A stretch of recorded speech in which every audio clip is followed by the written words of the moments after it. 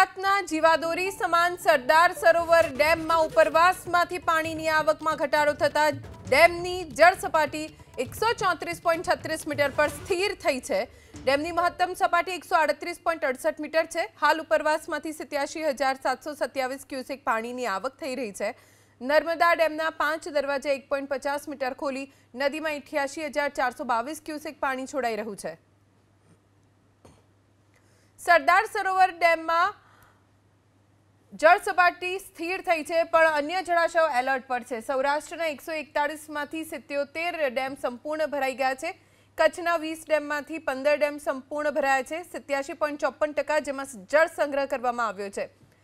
દક્ષિણ ગુજરાતના કુલ 13 ડેમ, જેમાં 9 ડેમ સંપૂર્ણ ભરાયેલા છે અને 77.54% જળ સંગ્રહ આ જળાશયોમાં છે।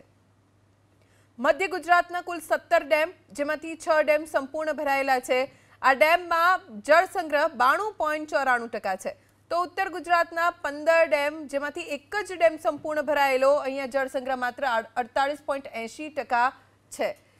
જળાશયોની સંખ્યા છે કુલ 131, જેમાંથી 90%થી વધુ ભરાયેલા જળાશયોની જળ સપાટીને લઈને હાઈ એલર્ટ આપવામાં આવ્યું છે। તો 15 જળાશયો એવા છે કે 80થી 90% ભરાયેલા છે, જ્યાં એલર્ટ આપવામાં આવ્યું છે।